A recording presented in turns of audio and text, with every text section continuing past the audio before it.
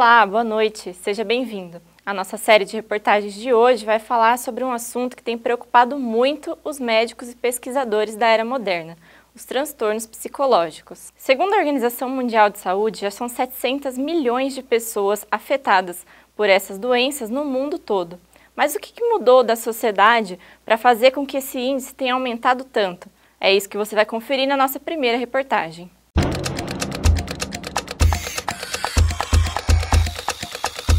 Ele é apontado como o principal causador dos transtornos psicológicos do século XXI e hoje acompanha a maioria da população que vive um dia a dia atribulado, corre contra o tempo e ainda enfrenta situações como o trânsito das grandes cidades. Pois é, você já deve ter percebido que estou falando do estresse. O estresse é uma reação do organismo a uma situação de desafio que o indivíduo tem que passar. E essa reação é a nível físico, psicológico, mental e hormonal. Além do acúmulo de funções, da sensação de falta de tempo para executar todas as tarefas do dia a dia, o estresse também pode ser provocado pela instabilidade das relações, pelo aceleramento das informações e pelo individualismo que os avanços tecnológicos introduziram na vida moderna. O aceleramento de informações que se tem com a internet pode ser um dos fatores que causa estresse e ansiedade. E também o maior isolamento social, porque as pessoas preferem se comunicar via celular ou aparelhos eletrônicos ao invés de ter o contato social. Globalização, informatização e velocidade de informação.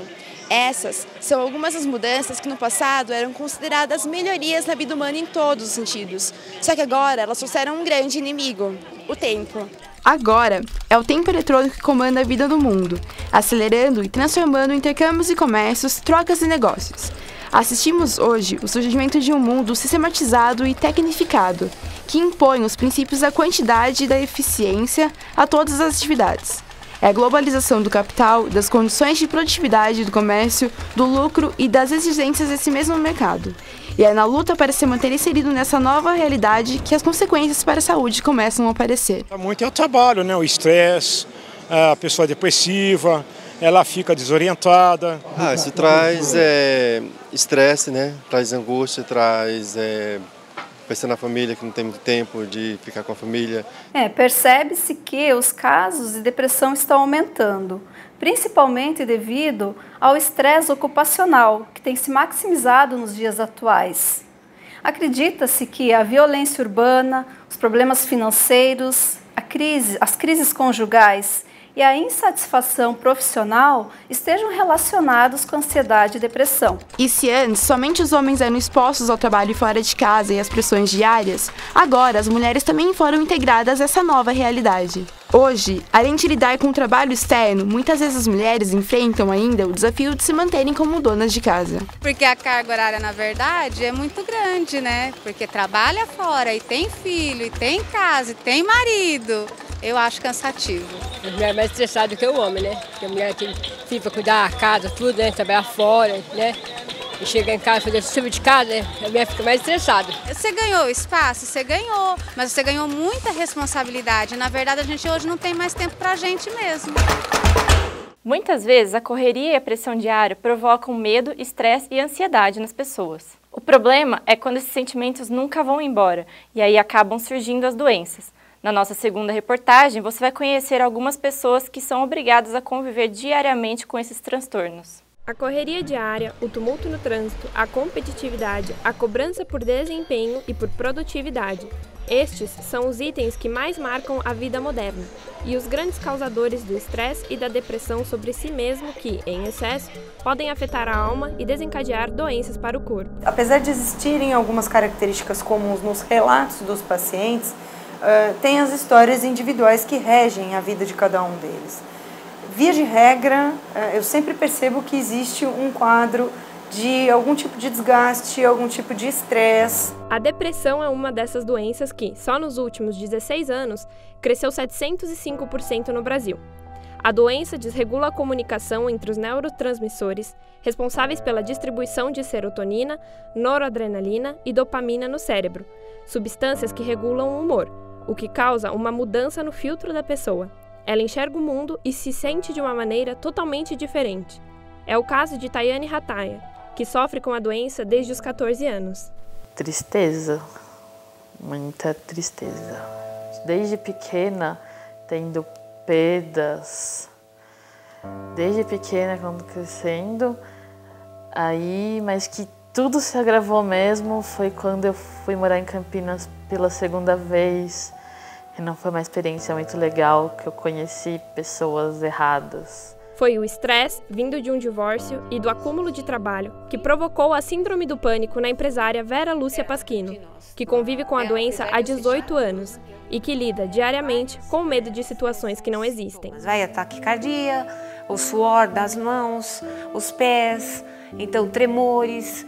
Então você vai acumulando vários sintomas, quando na verdade você não está sentindo nada, né? Não tem isso, você não tem nada. Mas a gente vai somatizando, e chega uma hora que você fala, vou morrer. Na síndrome do pânico, a região central do cérebro, que controla as emoções, dispara um alarme para o corpo, que se prepara para fugir ou lutar contra problemas ou momentos ruins imaginários. Medo de morrer, medo de ficar sozinha, medo de lugares fechados, eram medos absurdos, de situações que nem eu sei explicar. É horrível, uma sensação horrível. Muito ruim. Só sabe, acho que quem tem mesmo. Eu tenho medo de pensar em sentir o medo. Os transtornos alimentares, como bulimia e anorexia, também são resultados de uma tendência da sociedade moderna, a da imposição de um padrão de beleza e a pressão social para que ele seja atingido. O que nós vemos de maneira geral é uma dificuldade de aceitação de si próprio, do corpo, da mensagem que esse corpo está passando para o mundo externo. Ana Cláudia sofreu com a bulimia dos 14 aos 16 anos, período em que chegou a pesar menos de 45 quilos. Na escola o povo ficava falando, bullying e tudo mais, aí eu, sei lá, comecei a fazer isso, sabe? E pra mim era normal. Eu tinha uma amiga que ela me apoiava a fazer isso. Ela me apoiava, ela falava assim, faz isso mesmo, porque você tá muito gorda, quem sabe você emagrece. Hoje, aos 18 anos, Ana Cláudia enfrenta outro problema alimentar, a obesidade. Em função do trauma que a bulimia causou, agora a jovem tem problemas para controlar a quantidade de comida que ingere e faz acompanhamento regular com uma nutricionista para tentar normalizar o seu peso. E é difícil para mim também, sabe? Mas eu tô me controlando, tô me tratando e com certeza eu vou conseguir. Na luta para se livrar destes transtornos, o apoio da família é fundamental. Foi o motivo pelo qual eu resolvi lutar e recomeçar. Então foi muito bom. Tem que dar muito valor à família, porque é a única coisa que você tem. Daí pega força para lutar contra tudo isso que acontece. Eu preciso muito deles, mas não tenho nem como falar. A minha família é tudo de bom. Na nossa última reportagem, você vai ver como o aumento desses transtornos influenciou na busca por tratamentos.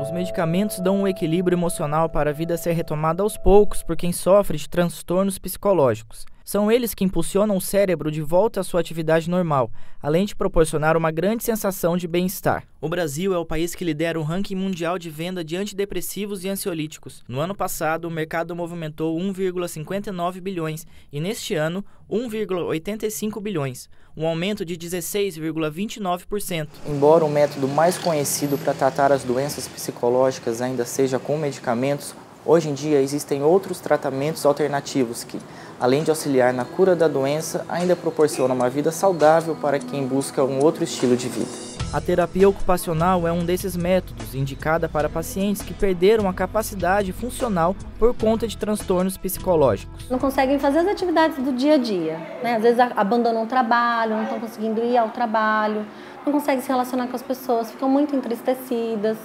Então a terapia ocupacional vai ajudando elas a se reencontrarem. A terapia ocupacional consiste em montar, com a ajuda de um profissional e de acordo com os gostos e necessidades de cada paciente, uma rotina de vida mais saudável. Então, geralmente o terapeuta ocupacional vai perguntar para a pessoa o que você faz desde que você acordou até a hora de dormir.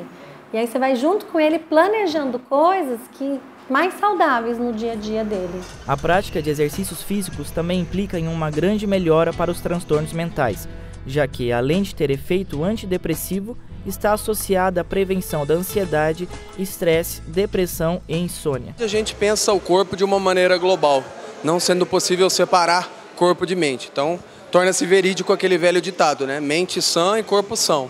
Então, se o seu corpo funciona, sua mente funciona. Uma pesquisa realizada pela Universidade Estadual de Santa Catarina, com 1.000 pacientes que sofrem de transtornos psicológicos, mostrou que, com a prática regular de exercícios físicos, muitos pacientes notaram melhora nos quadros psíquicos, embora não tenham visto melhoras físicas.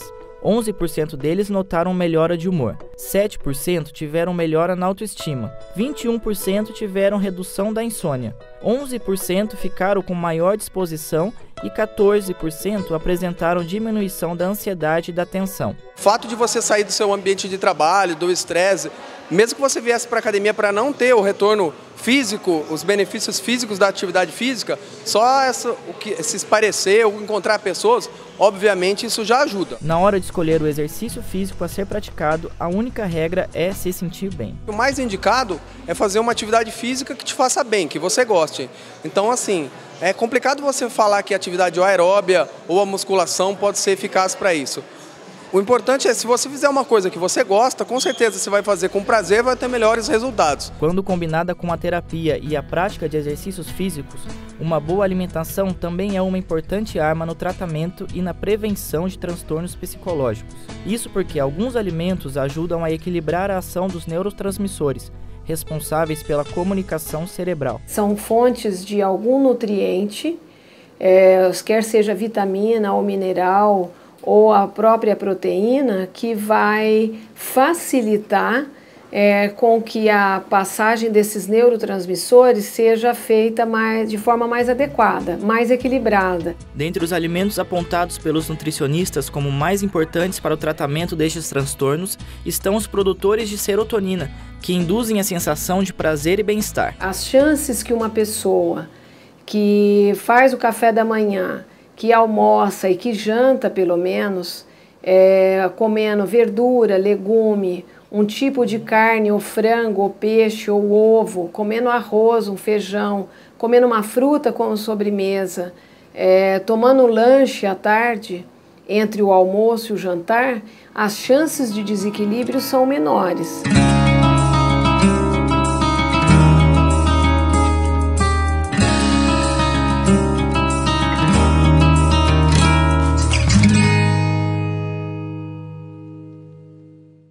O nosso programa de hoje fica por aqui. Uma boa noite e até a próxima!